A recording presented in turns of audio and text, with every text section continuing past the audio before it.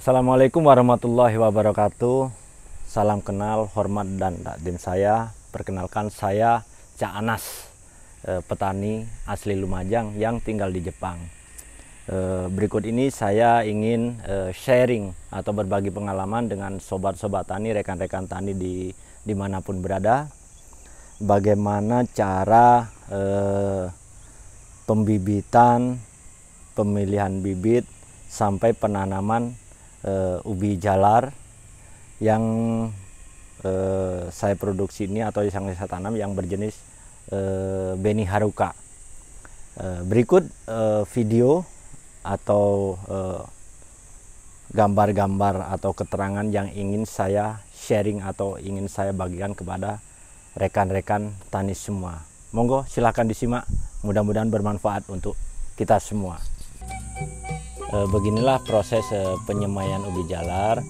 Tanahnya kita haluskan, kita gemburkan, jangan lupa kita campur pupuk.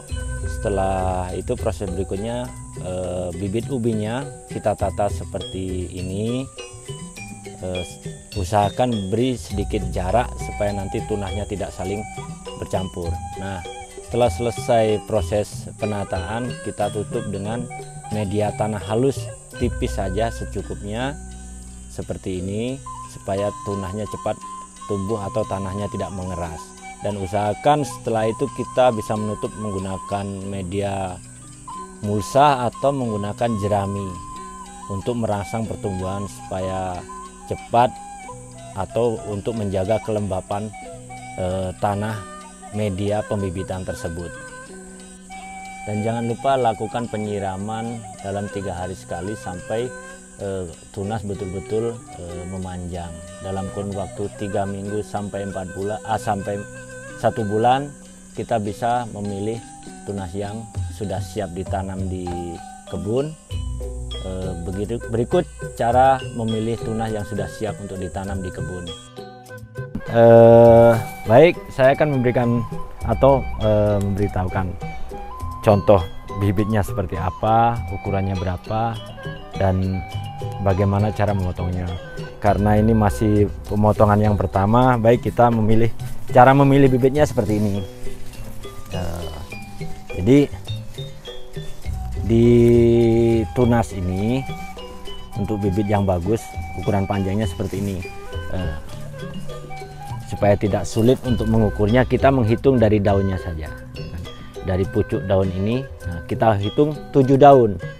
Karena ini paling pucuk, kita hitung 1, 2, 3, 4, 5, 6, 7. Daun yang ketujuh ini. Nah, di bawah daun yang ketujuh ini kita potong seperti ini. Seperti ini. Mohon maaf saya menunjuknya menggunakan gunting. Nah, karena waktu kita menanam usahakan ada 3 ruas yang kita tanam. Nanti karena yang akarnya akan tumbuh dari ruas-ruas ini, dan disinilah nanti akan menjadi umbinya. Jadi usahakan daunnya seperti ini. Kalau kita hitung dari bawah 1, 2, 3, 4, 5, 6, 7 sekalian daun yang pucuk. Dan di sini gagang yang kita potong seperti ini, usahakan jangan terlalu mepet ke tanah. Sisakan 1 atau 2 ruas seperti ini. Nanti dari sini akan tumbuh lagi tunas baru, dan bisa kita potong lagi, bisa kita potong ulang-ulang. Itu untuk batang yang bagus. Nah, kadangkala ada bibit juga yang bercabang banyak seperti ini. Nah, ada yang bercabang banyak seperti ini. Nah, kalau memang ada cabangnya yang sudah panjang seperti ini, kita bisa ambil. Nah, ini sudah bisa ditanam. Ini juga bisa ditanam. Dan sisanya sama, kita sisakan 1 atau 2 ruas. Kita potong dari sini saja. Ini cabangnya yang kecil-kecil ini bisa kita potong seperti ini. Usahakan dipotong mepet. Dan ini bisa ditanam juga. Seperti ini. Proses berikutnya setelah tunas kita potong sebelum kita tanam di kebun, kita melakukan proses perendaman di cairan pestisida yang fungsinya untuk mencegah kuman atau bakteri pada akar dan mencegah pembusukan bekas potongan umbi tersebut, tunas umbi tersebut. Kita melakukan perendaman ini Jangan terlalu lama, cukup 30-40 menit saja. Nah, setelah proses perendaman ini kita bisa langsung menanam di kebun yang sudah kita siapkan.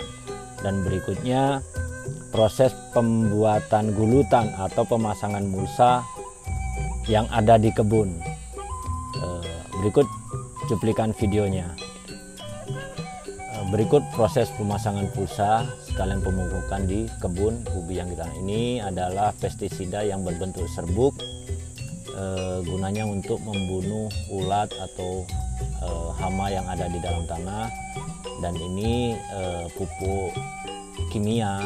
Untuk saat ini saya menggunakan pupuk kimia hanya sedikit saja, hanya untuk tambahan, karena saya mengutamakan pupuk organik. Jadi sebelum pembuatan gulutan atau penghalusan tanah, saya menabur dulu pupuk organik berupa pupuk kandang dari kotoran hewan, sapi dan ayam.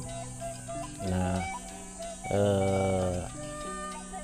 fungsinya supaya kandungan kesuburan tanah itu selalu terjaga. Maka dari itu saya tidak mengutamakan menggunakan pupuk kimia. Pupuk kimia hanya saya gunakan sedikit, tapi saya lebih mengutamakan pupuk organiknya. Nah, ini proses pembuatan gulutannya seperti ini. Jadi kita maksimalkan supaya gundukannya itu atau gulutannya itu padat, bagus. Kecepatan mesin atau traktor yang kita pergunakan cukup pelan-pelan saja.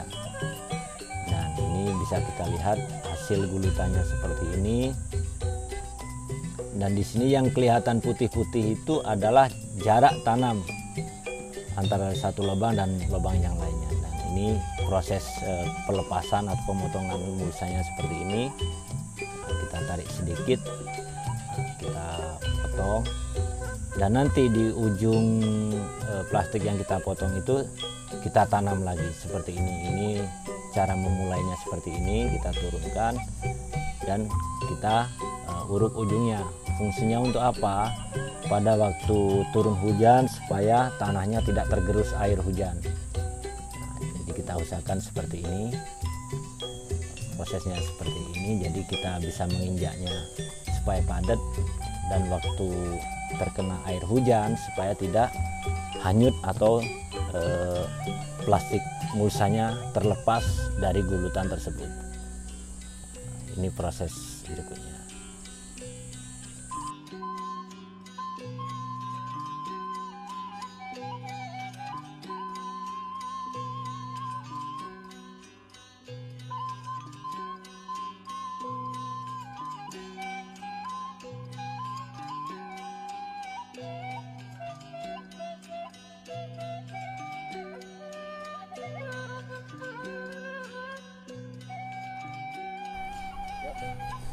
Ini kondisi kebun ubi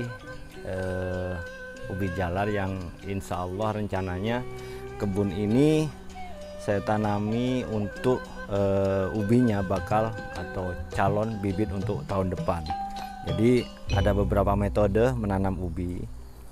Jadi pada umumnya ini di plastiknya ini sudah ada jaraknya ya. Jaraknya 30 cm. Di sini kalau kita menanamnya di akhir bulan 4 atau sampai bulan 5 sampai akhir bulan 5 kita bisa menanam dengan jarak 30 cm, jarak ideal. Tapi karena ini sudah masuk bisa dikatakan agak lambat dan karena kebutuhan atau tujuan kebun ini hanya untuk mengambil bibit di tahun depan supaya umbinya itu mau membesar, jadi jarak tanamnya saya perlebar jadi 40 cm. Dan cara menanam ubi ada dua metode. Kita menanam dengan posisi bibitnya nih, benihnya nih kita tanam lurus begini atau dengan posisi agak miring. Nah, jadi agak miring 30 derajat. Nah, apa perbedaannya menanam posisi agak miring dengan posisi yang agak lurus? Kalau kita menanam dengan posisi bibitnya yang lurus, itu buahnya akan membesar. Tapi sedikit, isinya sedikit karena apa? Ruasnya yang tertanam itu sedikit dan nanti akarnya akan mengumpul kalau posisi dengan posisi lurus. Tapi kalau agak miring posisi 30 derajat, nanti akar itu bisa menyebar ke arah yang lain, ke kanan atau ke kirinya. Jadi umbinya lebih banyak tapi ukurannya lebih kecil dibandingkan dengan posisi yang lurus. Dan ini sengaja saya menanam dengan jarak 45 cm dan posisi yang tegak lurus supaya nanti umbinya membesar. Karena untuk dijadikan bibit supaya tunasnya itu banyak, usahakan ubinya yang besar. Karena kalau ubi yang besar itu nanti tunasnya akan lebih banyak dan tunasnya, batangan tunasnya bisa besar-besar seperti ini. Dan kalau batangannya besar akan mempermudah kita waktu menanam, dan juga hasilnya akan lebih bagus dibandingkan batang ubi yang kecil-kecil.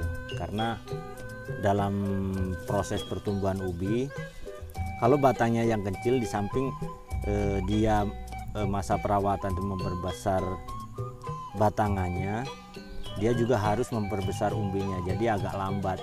Kalau batangnya yang sudah besar ini, dia lebih gampang lagi untuk menyebar atau memanjang. Begitu. Kira-kira itu cara-cara menanam ubi jalar di Jepang. Mohon dipahami atau diingat-ingat, jarak tanam yang ideal itu 30 cm. Itu nanti supaya umbinya dapatnya lebih banyak, hasilnya lebih banyak, dan ukurannya tidak terlalu besar. Tapi kalau untuk dijadikan bibit atau diharapkan umbinya mau membesar, usahakan jarak tanamnya agak lebar, jarak 40 atau 45 cm, dan usahakan menanamnya dengan posisi tegak lurus ke atas. Oke, kita lanjut menanam umbinya. Semoga bermanfaat untuk rekan-rekan tani semua. Baik, demikian tadi pengalaman atau video-video yang bisa saya bagikan kepada jenengan sobat tani semua dimanapun berada. Mudah-mudahan bermanfaat untuk kita semua.